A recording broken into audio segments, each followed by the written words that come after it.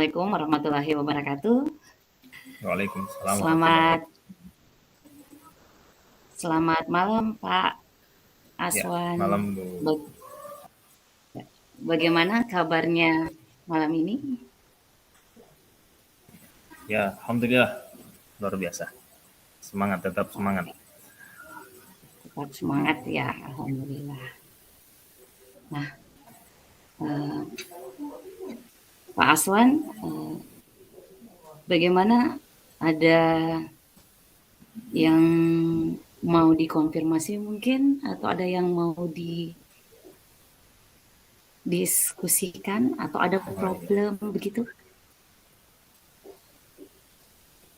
Ya, ini ada sedikit yang ingin saya sharing sama Ibu Sumarni terkait eh, kendala saya dalam proses pembelajaran di sekolah. Ya, eh, sebenarnya ada banyak sih persoalannya. Hanya mungkin yang paling eh, krusial bagi saya ini terkait masalah eh, kasus-kasus yang sering saya tangani di sekolah. Ya. Kasus-kasus yang sering saya tangani itu eh, utamanya kasus pembulian. Ya. Kasus pembulian yang sering terjadi dan bahkan sampai eh, ada yang mungkin sampai cedera fisik. Gitu. Kira-kira apa namanya? Mungkin teknis untuk menyelesaikan atau menjadi penengah terhadap kasus-kasus pembulian ini atau langkah-langkah yang paling tepat untuk kita bisa paling tidak meminimalisir kasus pembulian ini kira-kira seperti apa ini? Oke, baik. Nah, kasus pembulian seperti ini apa sering terjadi Pak Aswan di tempat Bapak mengajar atau baru Ya, beberapa belakangan ini seperti itu? sebenarnya cukup sering sih kalau saya perhatikan ini nyaris nyaris setiap pekan itu ada saja satu kasus kasus-kasus pembulian mulai dari yang ringan seperti kan pembulian yang paling ringan mungkin kita anggap paling ringan itu ngejek ya, mengejek atau ngolok-olok. Nah, itu sudah masuk kategori apa namanya membuli juga kan, membuli secara verbal. Nah, itu Ya, kalau ya. kasus-kasus yang masih ringan seperti itu saya rasa mungkin masih bisa saya atasi secara langsung. Hanya yang jadi persoalan itu ketika sudah sampai ada yang cedera, ya, cedera. Salah satu apa namanya yang terlibat itu ada yang menjadi korban, bahkan ada yang sampai masuk ke rumah sakit. Nah, ini kira-kira langkah-langkah yang tadi ini yang saya sampaikan paling tidak untuk meminimalisir lah, untuk meminimalisir kasus-kasus pembulian yang apalagi sampai eh, sampai adanya korban, ya, sampai adanya korban secara fisik. Oke, baik. Kalau menurut Pak Aswan, pembulian yang besar-besar itu eh, seharusnya itu seperti apa yang baik dilakukan ketika menghadapi pembulian seperti itu? Ya, eh, kalau menurut saya yang eh, kasus besar itu ya, kasus-kasus besar tadi itu yang disampaikan seperti ya, adanya perkelahian kan, perkelahian apalagi sampai melibatkan bukan hanya satu dua orang tetapi banyak orang ya, atau kelompok per kelompok begitu atau antar antar antar kelompok antar geng lah kalau istilahnya kalau di SMA. Kalau di SD itu kan masih belum ada geng-gengan ya kan, tapi biasanya mereka hanya solidaritas sesama teman kelas atau bahkan mungkin eh, satu jenjang misalnya kelas 6 atau senior atau kakak kelasnya membuli adik kelasnya gitu. Nah, itu saya rasa sudah sangat besar kalau menurut saya karena dikhawatirkan itu akan merembet kemana-mana sampai ke di luar sampai keluar sekolah itu. Baik, Pak Aswan, tadi Pak Aswan mengatakan, dengan solidaritas sesama mungkin di antar kelas. Nah, Hmm. solidaritas yang seperti apa yang Bapak Aswan maksud di sini? Ya, ketika misalkan ada salah seorang teman, ya, teman dari siswa itu yang kemudian mendapat olok-olokan, awalnya kan mungkin dari olok-olokan, ya kan.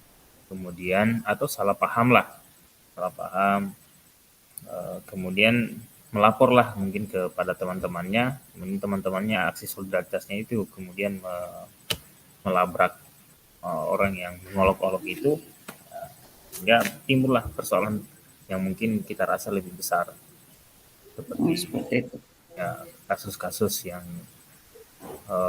sering kita dengar juga kan, kasus-kasus seperti tawuran. Nah, tapi untuk tingkat SD tempat saya mengajar ini kan tidak sampai ke kasus tawuran yang besar itu kan, hanya saja biasa dalam skala kecil, ya biasa mereka di dalam kelas atau mungkin di tempat di belakang kelas, nah, sembunyi-sembunyi kemudian ada cekcok, bahkan sampai ada yang berkelahi, dan itu. Seperti itu. Oh, jadi, pada saat seperti itu,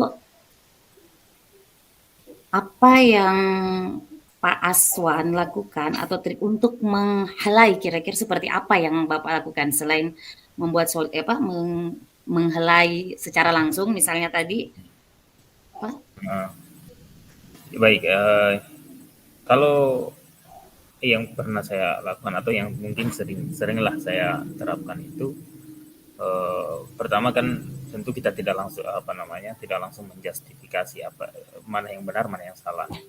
Nah, kita mengidentifikasi dulu ya apa yang menjadi motif mereka melakukan atau melakukan tindakan-tindakan tersebut.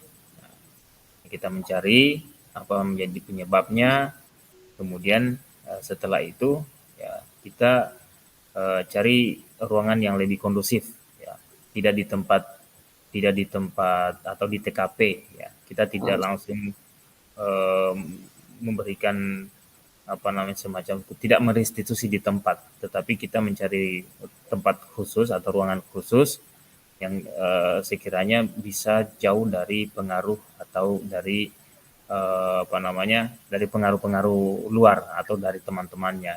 Ya, jadi yang kita panggil itu adalah orang-orang yang terlibat, siapapun yang terlibat, misalnya dari pihak yang dianggap sebagai pelaku atau pihak yang menjadi korban. Nah itu kita kebetulan saya sendiri kan punya ruangan khusus, termasuk saya juga pengelola UKS.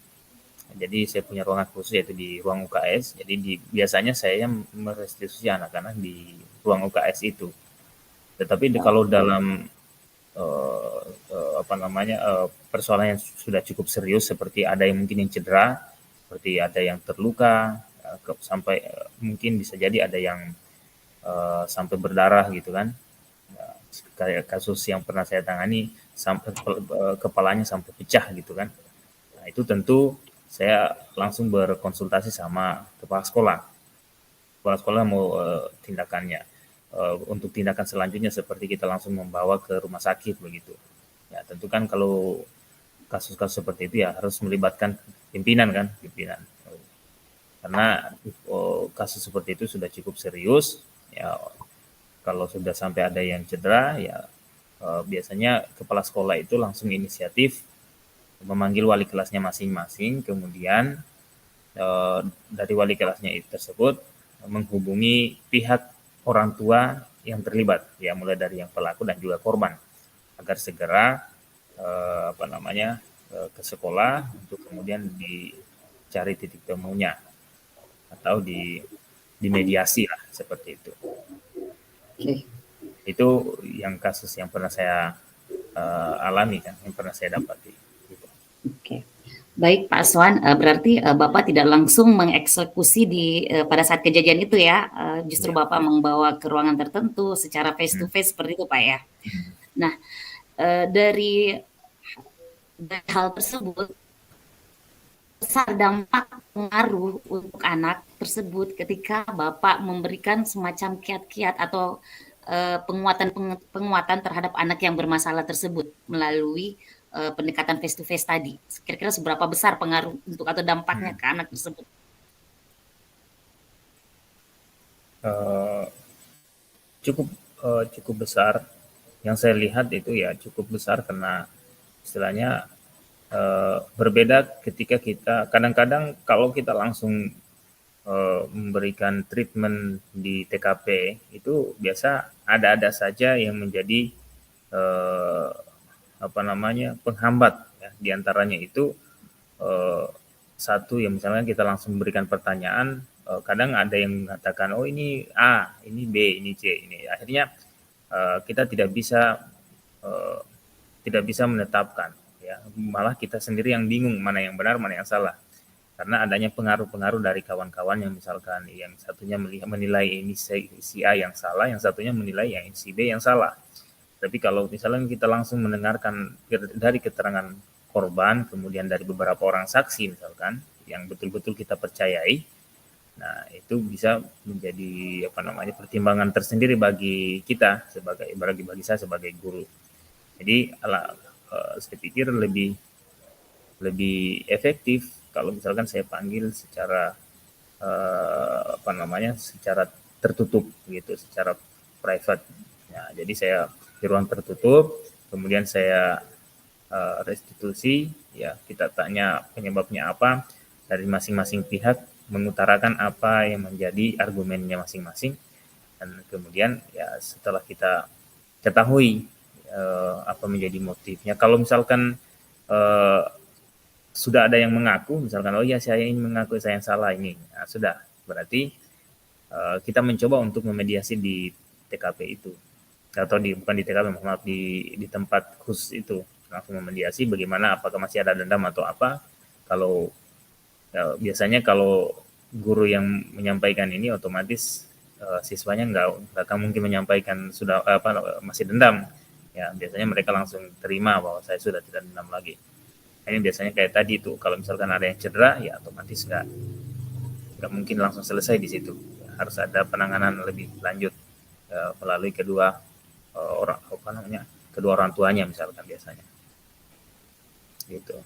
Jadi menurut saya lebih efektif lah dibanding dengan di TKP. Kalau di TKP akan ada saja hambatannya. Hambatannya itu ya kita tidak lebih fokus, ya, tidak lebih fokus karena banyaknya pengaruh-pengaruh yang bisa saja mengaburkan apa yang menjadi motif mereka melakukan apa namanya perbuatan seperti itu. Begitu. Seperti itu ya Pak ya, berarti tidak langsung menjas atau tidak langsung mengeksekusi di TKP, Bapak memilih langkah justru membawa anak-anak tersebut ke tempat yang lebih tersendiri ya, seperti itu Pak ya? Ya, Ya, ya dianggap lebih kondusif lah. ya betul. Nah, ini mungkin salah satu. Selain itu Bapak, dari Pak Aswan sendiri, dari Bapak Aswan sendiri, Hmm. Ada enggak pendekatan yang lebih apa, pendekatan-pendekatan atau kayak yang lebih efektif lagi atau itu sudah lebih efektif? Atau mungkin ada lagi yang pendekatan-pendekatan lain yang bisa Bapak lakukan selain itu? Atau Ya, itu sudah cukup efektif? kalau kalau pendekatan-pendekatan yang mungkin lain dari itu bisa jadi kalau kasus-kasus yang berbeda, ya kasus-kasus berbeda misalkan bukan kasus perkelahian misalkan kan. Ya, biasanya kalau ada kenakalan anak-anak yang lain, ya seperti eh, yang pernah saya sebutkan itu, misalkan ada anak yang kedapatan mengkonsumsi vape itu kan, vape elektrik itu. Nah itu saya gunakan treatment yang berbeda juga, bahkan saya dengan cara secara persuasif ya saya eh, apa mengajak untuk makan di luar ya. Kebetulan waktu itu ada dua orang yang menjadi apa namanya tersangka. Jadi ada dua siswa yang terlapor ya, dilaporkan kepada saya ya. Kemudian saya memanggil dan kemudian langsung saya ajak makan di luar ya, sambil Mas kami ngobrol ya, makan di luar ya, Dan waktu itu juga sampai anak-anak itu nangis-nangis ya, anak-anak itu nangis-nangis, terharulah mungkin ya. Itu maksudnya saya ingin menunjukkan bahwa sebagai orang tua di sekolah ya kita ini peduli sebenarnya kepada mereka. Nah, jadi itu langkah lain sebenarnya, tapi dalam konteks yang berbeda. Jadi ini kasus-kasus yang mungkin jadi tergantung tergantung situasinya sih, tergantung situasinya. Jadi Begitu ya. kalau misalkan anak yang sementara berkelahi terus kita ngajak makan ya mungkin bisa jadi saya belum coba sih, saya belum coba. Oh, seperti itu. Coba. Kalau yang anak berkelahi ini ya kan. Begitu ya. Nah, seberapa sering sih Bapak mendapatkan kasus-kasus seperti ini? Ya cukup sering lah. Kalau biasanya mungkin dalam sebulan itu ya minimal sekali ada dapat.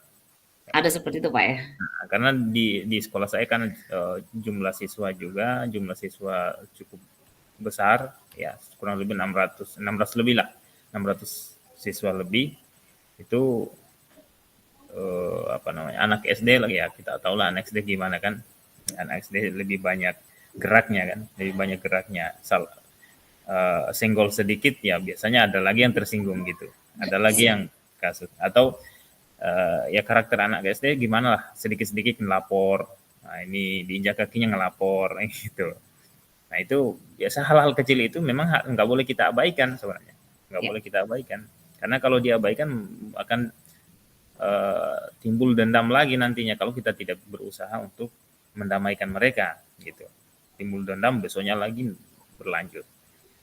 Seperti itu, Bu. Ya, baik.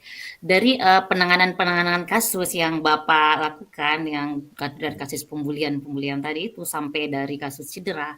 Nah, ketika penanganan-penanganan yang Bapak lakukan itu, ketika kita presentasikan angkanya, Bapak sebenarnya memposisikan diri Bapak itu dalam pemecahan solusinya sendiri. Ibaratkan angka 10, 1 sampai 10, Bapak berada di angka berapa?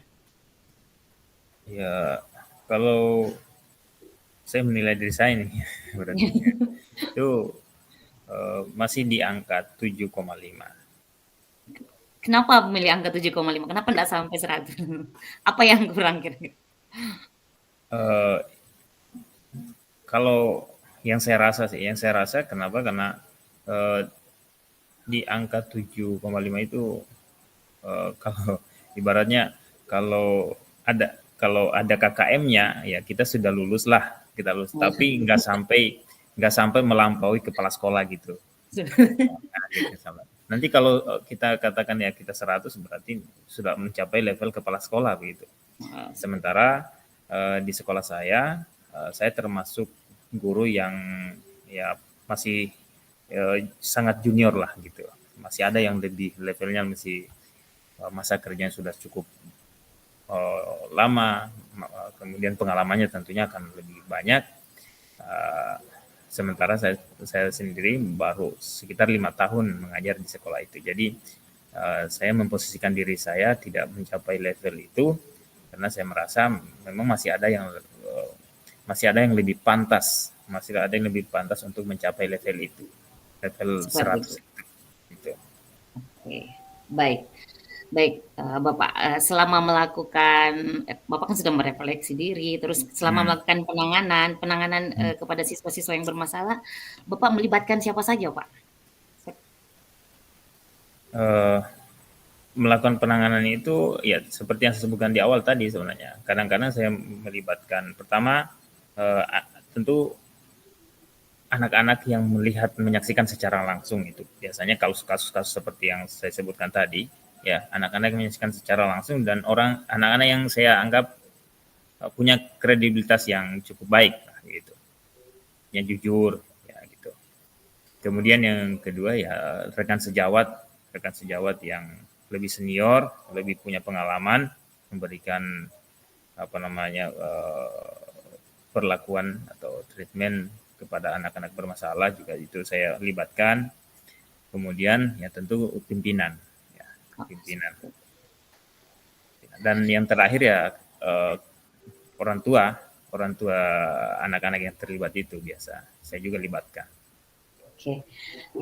Baik Pak Aswan, bagaimana rencana aksi Bapak ke depannya bila mana mendapati kasus yang demikian yang sama lagi? Nah, ya untuk rencana ke depannya kalau ya saya berharap sih nggak ada lagi, tetapi ya di dalam setiap komunitas kan persoalan itu pasti akan selalu ada. Ya, salah satu persoalan Ya, itu yang jadi ya tetap rencana yang akan saya terapkan untuk sementara waktu ini ya menerapkan yang saya sebutkan tadi. Bisa jadi saya eh, anak-anak yang bermasalah itu atau yang sering ya saya ngajakin saya traktir makan, kemudian menggali informasi informasi latar belakang ekonomi sosialnya, bagaimana di latar belakang keluarganya, karena saya juga menilai bahwa kadang-kadang anak-anak yang punya persoalan diri keluarganya itu ya itu akan berdampak kepada perilakunya di sekolah. Jadi biasanya seperti itu. Jadi ke anak-anak yang kurang perhatian di rumah atau di lingkungan keluarganya itu kadang-kadang anak-anak itu ingin mencari perhatian di sekolah. Nah, jadi saya ingin hadir sebagai orang tua mereka di sekolah, ya membuat mereka nyaman. Ya. Salah satunya itu ya dengan cara mengajak mereka makan di luar, ya bukan hanya bukan di kantin. Kalau di kantin kan akan dilihat sama teman-temannya atau apa, atau mungkin ada teman-teman yang akan cemburu nanti. Kalau kalau di kantin sekolah bisa jadi nanti besoknya ada lagi yang berkelahi. Alasannya supaya nanti ditraktir sama pak gurunya. Jadi ya, itu baik. rencana saya ke depannya. Saya berharap sih nggak ada juga. Gitu. Ya, betul sekali Bapak ya. Jadi kami sebenarnya itu kita berharap semoga tidak ada yang kejadian seperti itu. Tapi yakin dan percaya saja Bapak bahwa setiap masalah itu, setiap mungkin kalau konsep agamanya, setiap masalah yang diberikan itu pasti dibarengi juga dengan solusi-solusi yang ada di belakangnya seperti itu. Baik.